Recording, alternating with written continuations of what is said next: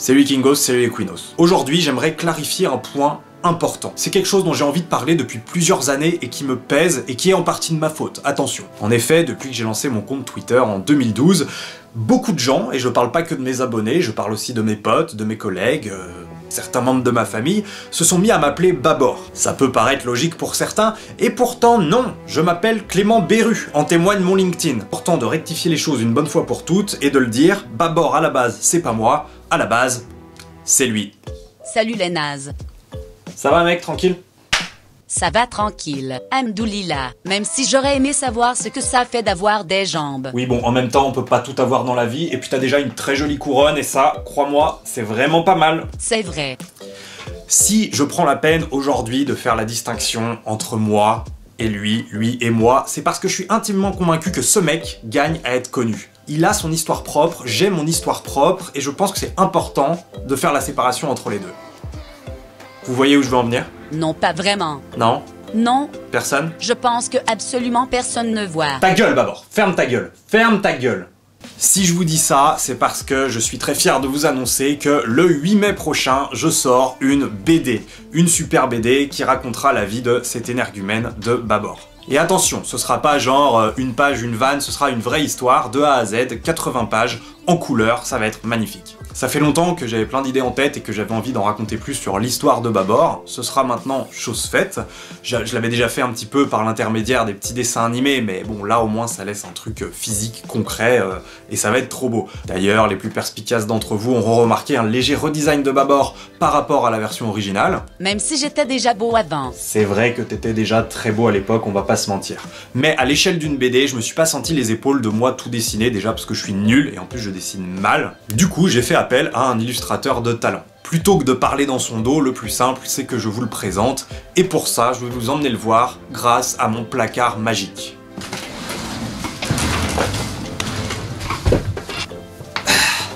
A tout de suite!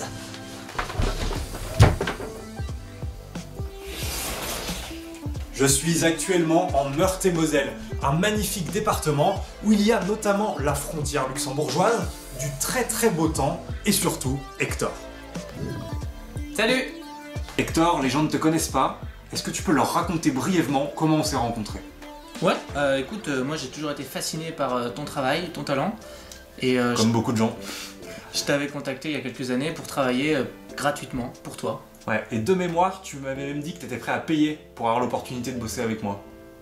Ouais, c'est vrai, ouais. En même temps, c'est un petit peu le minimum pour bosser avec moi, c'est normal. Ce qui est bien, c'est que maintenant, tu peux l'enlever de ta bucket list, maintenant qu'on a fait la BD. Maintenant, je vais pas y aller par 4 chemins, t'es très doué en dessin. J'aimerais que tu nous dises un peu ce que t'as fait dans la life pour acquérir ce don. Donc j'ai fait une école de dessin animé à Nantes, et ensuite j'ai travaillé 8 ans dans le dessin animé. Ok, beau gosse. Il y a des projets que t'as envie de mettre en avant aujourd'hui devant les milliers d'internautes qui nous regardent? Eh ben oui, justement, il faut que vous alliez voir Funan en salle qui vient de sortir, sur lequel j'ai participé à faire l'animation des personnages. Ok, stylé. C'est un film cambodgien qui a reçu un prix à Annecy. Est-ce qu'il y a d'autres trucs avant sur lesquels t'as bossé? Oui, avant j'ai fait donc beaucoup des petites séries, par exemple Polo, c'est une série pour les enfants, le petit Spirou, le petit Nicolas, le film Titeuf, Song of the Sick, un long métrage, Tel et Ernest. Merci pour ces précisions sur ton parcours. Et pour ceux qui me suivent depuis longtemps, vous avez déjà pu voir peut-être un peu le travail d'Hector parce que c'est lui qui faisait à l'époque les strips de la page Ours de Destruction Massive qu'on a abandonné pour faire une BD, ce qui est quand même vachement mieux. En tout cas, moi je te le dis sans détour Hector, ce que j'ai aimé dans notre collaboration, c'est que tu as respecté le brief de faire le dessin à l'arrache, mais en le rendant beau quand même. Et ça pour moi, c'est la marque des plus grands. Ma dernière question Hector, c'est outre le fait que tu sois très mal payé, est-ce que tu as quand même aimé faire ce projet avec nous? Ouais, c'était top. Est-ce que tu peux partir de chez moi maintenant? Pas de problème, à très vite! Me voilà de retour à Paris, mes cheveux ont légèrement poussé car je tourne 2 semaines plus tard, j'ai changé de pull, mais c'est pas grave. La BD, pour revenir sur le sujet, fera environ 80 pages et ça racontera l'histoire de Babor qui se fait virer de son entreprise de cacahuètes dans laquelle il travaille depuis longtemps. Il va sombrer en dépression et après ça, il va se passer plein d'aventures que je vous spoil surtout pas. Vous en saurez un petit peu plus sur la page Ulule. Alors oui, il y a une page Ulule, mais attention, c'est pas un Ulule qui sert à financer la BD. La BD, elle sortira servira quoi qu'il arrive. C'est un Ulule qui va juste me servir à vous envoyer, si vous le souhaitez évidemment, des contreparties. J'ai jamais fait de goodies ou quoi que ce soit en rapport avec Babor et je me suis dit que là c'était l'occasion de faire des petits goodies sympas pour accompagner la BD pour ceux qui le souhaitent.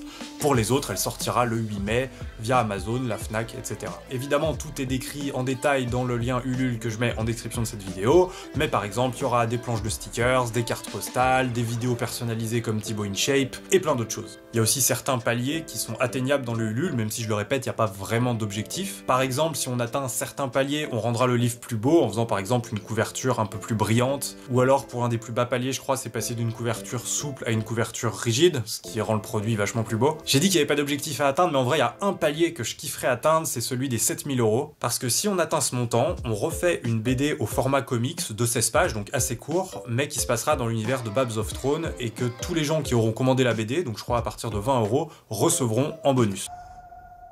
Albor, ça va? Pour Babor.